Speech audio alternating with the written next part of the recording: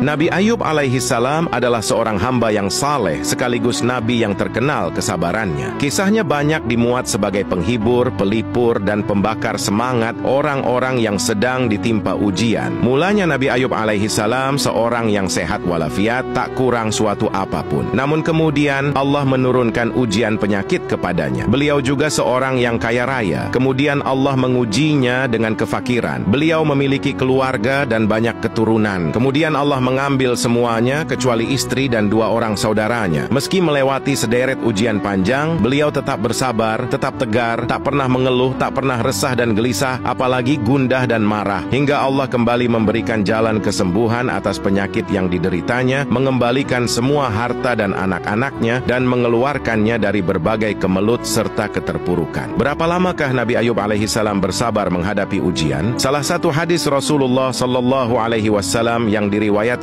oleh Anas ibnu Malik, sebagaimana disebutkan Abu Ya'la dan Abu Nuaim, mengisahkan, sesungguhnya Nabiullah Ayub alaihi salam berada dalam ujiannya selama 18 tahun. Baik keluarga dekat maupun keluarga jauh menolaknya, kecuali 2 orang laki-laki dari saudara-saudaranya. Kedua saudara itulah yang selalu memberinya makan dan menemuinya. Allah berkehendak menurunkan ujian kepada hambanya. Dia mendatangkan ujian penyakit dan menarik karunia harta dan keturunan yang telah diberikan pada Nabi Ayub alaihi salam. Lenyaplah berbagai kenikmatan yang semula diterimanya. Menjauhlah semua keluarganya, baik yang jauh maupun yang dekat. Yang tersisa hanya istri dan 2 orang saudara terdekatnya. Merekalah yang selalu menemui dan mengirimi makanan. Bila hendak buang hajat, Nabi Ayub selalu dituntun sang istri karena badannya yang terlalu lemah. Setelahnya, sang istri kembali menuntun dan menempatkannya ke tempat semula. Pernah suatu ketika, istri Nabi Ayub alaihi salam terlambat pulang dan membuat sang suami marah. Sebagian riwayat menyebutkan ada perbuatan lain dari istrinya yang membuat Nabi Ayub kesal dan tak berkenan. Akhirnya Nabi Ayub bernazar. Nazarnya adalah jika sudah sembuh, dirinya akan mencambuk sang istri sebanyak 100 kali. Namun begitu sembuh, Nabi Ayub alaihi salam tak kuasa memukul sang istri yang telah setia dan bersabar merawat serta mengurus dirinya. Walau demikian, hati sang Nabi tetap merasa berat karena belum memenuhi nazarnya. Maka Allah memberikan kemudahan dan jalan keluar kepadanya. Dia memerintahkan untuk mengambil seikat jerami gandum atau jewawut, lalu dipukulkan 1 kali kepada istrinya. Dengan begitu Nabi Ayub alaihi salam dianggap sudah memenuhi nazarnya, sekaligus tidak membahayakan istrinya. Kisah nazar Nabi Ayub alaihi salam tersebut diabadikan dalam Al-Quran. Dan ambillah dengan tanganmu seikat jerami, maka pukullah dengan itu, dan janganlah kamu melanggar sumpah. Sesungguhnya kami dapati dia Ayub seorang yang sabar. Dialah sebaik-baik hamba. Sesungguhnya dia amat taat kepada Tuhannya. Surah Syad ayat 44. Berdasarkan ayat tersebut, Imam Ahmad membolehkan untuk menjatuhkan hukuman cambuk seperti kepada orang yang zina bukan muhsyan, atau orang yang menuduh zina dengan cambukan seperti yang dilakukan Nabi Ayub alaihi salam, terlebih jika orang yang dicambuknya sedang sakit dan dikhawatirkan akan meninggal. Rasulullah sallallahu alaihi wasallam sendiri pernah memerintah para sahabatnya untuk mencambuk seorang lelaki yang sakit dan berzina dengan pelepah kurma yang memiliki 100 lidi sebanyak 1 kali cambukan. Pada hari Nabi Ayub berdoa kepada Allah, sang istri kembali terlambat pulang. Di saat yang sama, Allah menurunkan wahyu untuk menghentakkan kakinya yang lemah ke tanah. Tiba-tiba dari tempat kakinya muncullah sumur air. Kemudian Allah memerintahnya mandi dan meminum air tersebut. Kisah kesembuhannya itu dilansir dalam Al-Quran. Dan ingatlah kepada hamba kami Ayub ketika menyeru Tuhannya, sesungguhnya aku diganggu setan dengan kepayahan dan siksaan. Allah berfirman, hantamkanlah kakimu. Inilah air yang sejuk untuk mandi dan minum. Dan kami anugerahi dia dengan mengumpulkan kembali keluarganya, dan kami tambahkan kepada mereka sebanyak mereka pula sebagai rahmat dari kami dan pelajaran bagi orang-orang yang mempunyai pikiran. Surah Syad ayat 41-43. Pada ayat lain Al-Quran mengkisahkan, dan ingatlah kisah Ayub ketika ia menyeru Tuhannya, ya Tuhanku, sesungguhnya aku telah ditimpa penyakit dan Engkau adalah Tuhan yang maha penyayang di antara semua penyayang. Maka kami pun memperkenankan seruannya itu, lalu kami lenyapkan penyakit yang ada padanya, dan kami kembalikan keluarganya kepadanya, dan kami lipat gandakan bilangan mereka sebagai suatu rahmat dari sisi kami, dan untuk menjadi peringatan bagi semua yang yang menyembah Allah. Surah Al-Anbiya ayat 83-84. Saat itu pula berbagai penyakit yang meletak di tubuhnya hilang. Kehidupan dan kesembuhannya kembali kepadanya. Kesehatan dan keselamatannya datang seperti sedia kala. Kali ini Nabi Ayub ditemui istrinya dalam keadaan sehat walafiat. Seakan-akan beliau tak pernah sakit lama. Bahkan sang istri nyaris tidak mengenalinya. Ia benar-benar tidak menduga suaminya sehat dalam waktu yang begitu singkat. Tak terbayangkan bagaimana senang dan bahagianya perasaan sang istri saat mengetahui bahwa Allah mengembalikan nikmat dan kesembuhan kepada suaminya. Selain mengembalikan kesembuhan kepada Nabi Ayub alaihi salam, Allah juga mengembalikan kekayaannya yang pernah hilang, mengganti anak-anaknya, dan mengirimkan 2 awan. Kedua awan itu kemudian turun kepada Ayub. Yang satu menaungi gundukan gandum, yang satu lagi menaungi gundukan jewawut. Tiba-tiba dari awan yang menutupi gundukan gandum keluarlah emas, sedangkan dari awan yang menutupi gundukan jewawut keluarlah perak. Dalam hadis riwayat Al-Bukhari dan An-Nasai dari Abu Hurairah, konon pengganti kekayaan Nabi Ayub alaihi salam datang dari segerombolan belalang emas. Hadis tersebut Rasulullah sallallahu alaihi wasallam bersabda, tatkala Ayub mandi dalam keadaan telanjang, tiba-tiba datang segerombolan belalang dari emas. Dia lalu mengumpulkannya dalam pakaian. Terdengar Allah menyeru kepadanya, wahai Ayub, bukankah aku telah mencukupkanmu dari apa yang engkau lihat? Ayub menjawab, benar, tetapi aku tidak pernah puas dari limpahan berkahmu.